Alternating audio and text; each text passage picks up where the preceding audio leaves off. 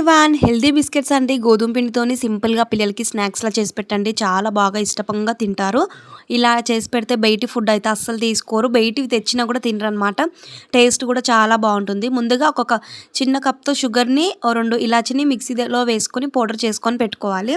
తర్వాత ఒక చిన్న కప్తోని ఆయిల్ వేసుకోవాలండి. ఈ ఆయిల్ అనేది పిండిని పట్టి వేసుకోండి. నేను ఒక కప్పు గోధుమ పిండి తీసుకున్నాను. అందుకే కొంచెం గోధుమ పిండి కప్లో హాఫ్ కప్పు ఆయిల్ తీసుకున్నాను, హాఫ్ కప్పు షుగర్ తీసుకున్నాను. ఇక్కడ మీరు షుగర్కి బదులు బెల్లం కూడా తీసుకోవచ్చు. కొంచెం లైట్గా వేసుకోవాలి, మరీ షుగర్ మొత్తం షుగర్లా వేసుకోవద్దు. లైట్గా ఏంటంటే కొంచెం పిండి అనేది కొంచెం ఆ టేస్ట్ అనేది కొంచెం డిఫరెంట్గా ఉంటుందిగా. కొంచెం ఫ్లేవర్ కోసం షుగర్ అండ్ 2 ఇలాచి వేసుకుంటే మనకి టేస్ట్ అనేది చాలా బాగుంటుంది. ఇప్పుడు కప్పు గోధుమ పిండిని ఇందులో వేసుకుని విసనకర్ర తీసుకొని మంచి కలుపుకోవాలి. సో ఫస్ట్ మనం దీంతో కలుపుకున్న తర్వాత సెకండ్ చేయి పెట్టేసుకొని కొంచెం కలుపుకోవాలి. కలుపుకుంటుంటేనే మనకు తెలిసిపోతుంది పిండిలో ఇంకా ఆయిల్ ఏమన్నా పడుతుందా పట్టదా అనేది. సో నాకైతే కొంచెం ఆయిల్ పడుతుంది. ఒక చిన్న మూతతో వేసుకున్నాను, కరెక్ట్గా సరిపోయింది. ఆయిల్ అనేది క్వాంటిటీ ప్రకారం వేసుకోండి. సో నేను ఎలా తీసుకున్నానంటే గోధుమ పిండి కప్పు తీసుకుంటే అందులో సగం కప్పు చక్కెర నూనె తీసుకున్నాను. ఇందులో ఏవి వేయకుండా సింపుల్గా ఇంట్లో ఉన్న వాటితోనే చేసుకోవచ్చండి బిస్కెట్స్.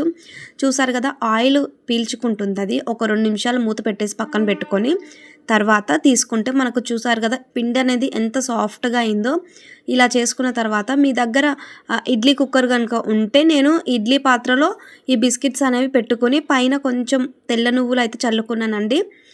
ఎందుకు గార్నిషింగ్గా ఉంటుంది, అలాగే టేస్ట్ కూడా మనకి నువ్వులు అయితే చాలా మంచిది కదా.